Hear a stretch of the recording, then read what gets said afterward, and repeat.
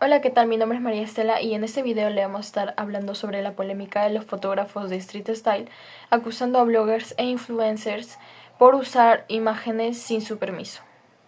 En 2017 estalló una controversia en la industria de la moda cuando varios fotógrafos de street style comenzaron a denunciar públicamente a bloggers e influencers por el uso indebido de sus imágenes.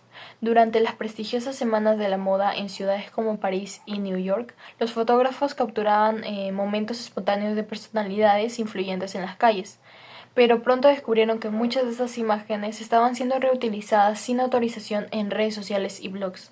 Los fotógrafos exigían reconocimiento y compensación económica, alegando que sus derechos de autor estaban siendo vulnerados.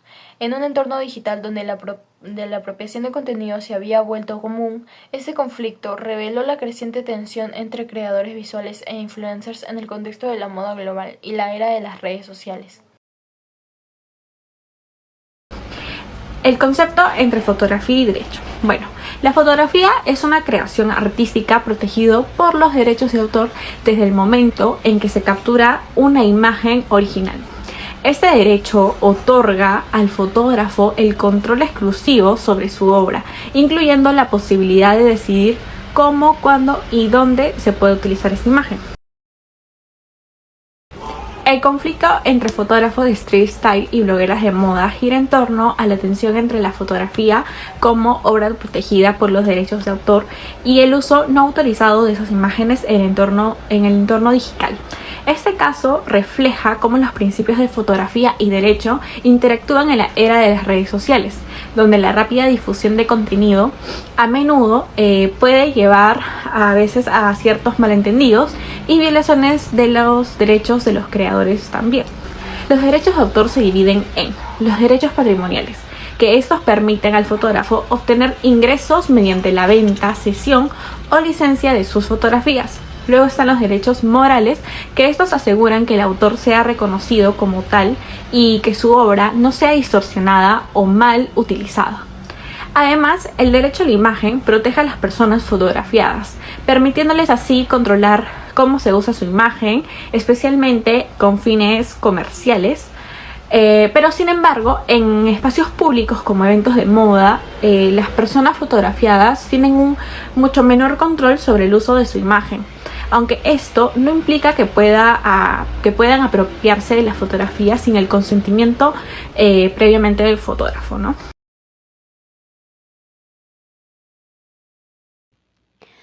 Seguimos con las leyes que regulan y protegen estos mismos derechos de autor. Según el Decreto Legislativo Peruano 822, Ley sobre el Derecho de Autor, artículo 1, las disposiciones de la presente ley tienen por objeto la protección de los autores de las obras literarias y artísticas y de sus derechohabitantes, de los titulares de derechos conexos al derecho de autor reconocidos en ella y de la salvaguardia de acervo cultural.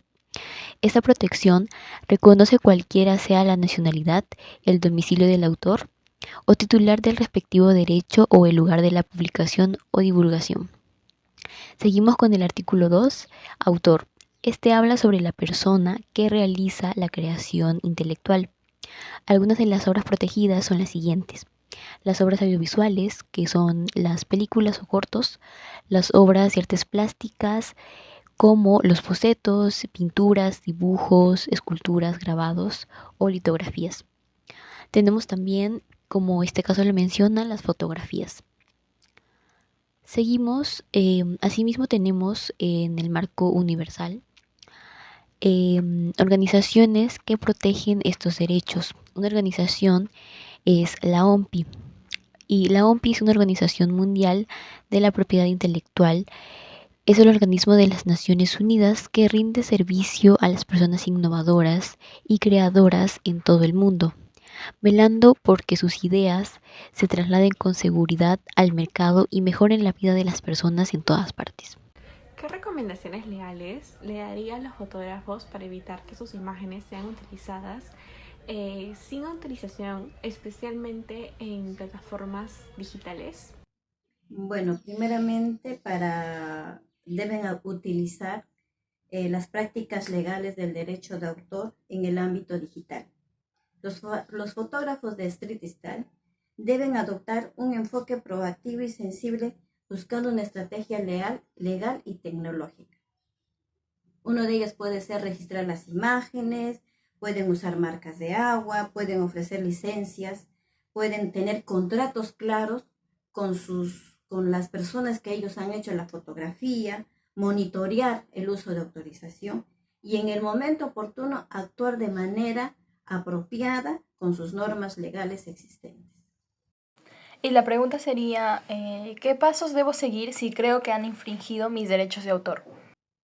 Bueno, primeramente, si te has dado cuenta, tienes que actuar de manera inmediata.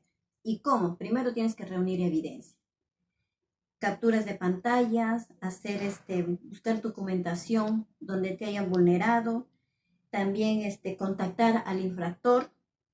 También se tiene que hacer una notificación a la plataforma y buscando la forma de cese de ese documento, buscar una forma legal y buscando una forma legal tienes que recién ahí buscar la demanda para que tú puedas seguir el procedimiento penal.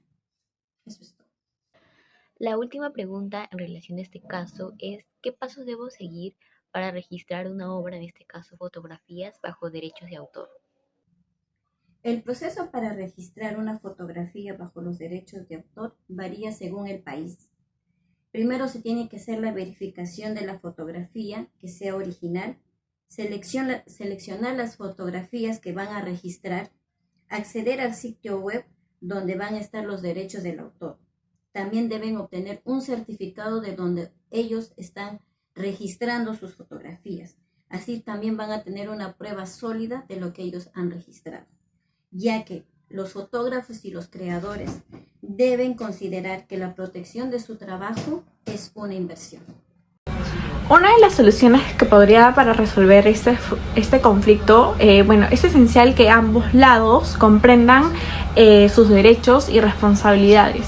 Los fotógrafos pueden proteger sus imágenes a través de herramientas legales, como lo que es conocido las marcas de agua, o solicitando la eliminación de contenido no autorizado en redes sociales mediante mecanismos como el aviso DMCA. Por su parte, las blogueras deberían buscar acuerdos previos con los fotógrafos, ya sea utilizando licencias o permisos para usar las imágenes, o también asegurándose de atribuir correctamente la autoría para evitar estas sanciones legales. El 17 de marzo, la edición dominical del británico The Guardian publica una exclusiva que hace tambalear Facebook. Los datos personales de 50 millones de usuarios de la red social Facebook fueron filtrados y usados por la empresa británica Cambridge Analytica para supuestamente influir en la campaña política de Donald Trump en Estados Unidos.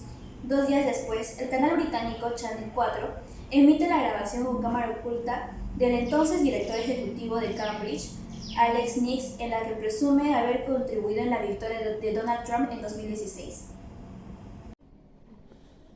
El caso de Cambridge Analytica es un ejemplo importante de cómo la tecnología puede ser utilizada para manipular la opinión pública, así como la privacidad de los usuarios. Este caso pone en manifiesto la necesidad de regulación y transparencia por parte de las empresas tecnológicas y los actores políticos. Leyes o regulaciones que involucra este caso. Reglamento General de Protección de Datos. Es una ley europea que establece normas estrictas sobre la recopilación y el manejo de datos personales. Ley de Privacidad del Consumidor de California. Ofrece a los consumidores de California medidas para proteger su privacidad, entre las que se incluye el derecho a acceder, eliminar y rechazar la venta de su información personal. Ley de Protección de la Privacidad Infantil en Línea. Es una normativa estadounidense que se aplica a la recopilación de información personal de niños menores de 13 años. Ya que Facebook permite el acceso a usuarios a partir de los 13 años, la forma en que se gestionaron esos datos abre cuestionamientos sobre el cumplimiento de esta ley. Una ley que involucraría en el Perú sería la Ley número 29733, Ley de Protección de Datos Personales, que tiene el objetivo de garantizar el derecho fundamental a la protección de los datos personales, previsto en el artículo 2, numeral 6 de la Constitución Política del Perú. Mi pregunta respecto a este caso sería la siguiente. ¿Qué acciones legales podrían emprenderse contra Facebook y Cambridge Analytica por la violación de estas garantías constitucionales? ¿Y cuáles son las probabilidades de éxito de dichas acciones considerando la evidencia disponible? Bueno, primeramente se tiene que hacer una demanda civil para que se haga una demanda penal. Entonces tiene que haber una sanción regulativa con vías efectivas y con mayor probabilidad al éxito, ya que en años anteriores, como hemos leído en este caso, se ha multado a Facebook por las personas agraviadas que han vulnerado sus derechos. Yo pienso que hay que buscar una medida netamente legal para que estos demandantes sean en una cantidad masiva y así pueda ser una demostración más tangible para el usuario, ya que esta acción va a llevarse a una acción más penal para que ellos no puedan vulnerar sus derechos. ¿Qué garantías constitucionales estarían violando potencialmente en este caso? En este caso se violaron el derecho a la privacidad, el derecho a la autodeterminación informativa, el derecho a la libertad de expresión, el derecho al libre voto, el derecho a la igualdad ante la ley. Estos derechos están dentro de las leyes y las garantías constitucionales de nuestra Constitución, ya que esto divide lo que nosotros llamamos el habeas corpus y el habeas data, ya que es un ente muy normativo de nuestra Constitución. ¿Qué medidas se podrían tomar para fortalecer la protección de datos personales y prevenir futuras violaciones a gran escala como el caso de Cambridge Analytica? Bueno, primeramente hay que tener un mayor control en la protección sobre nuestros datos personales y la transparencia de esos procesos digitales que nosotros entramos a esas redes, ¿no? Y para eso primero tenemos que saber que cada plataforma debe tener medidas legales más estrictas para el usuario, fomentar la transparencia en nuestra recolección y el uso de nuestros datos, limitar la cantidad de información que nosotros como usuarios podemos dar hacia esas plataformas. También debemos educar al usuario para brindar una información más sensible al público y así el derecho del usuario no se vulnere con estas plataformas fantasmas.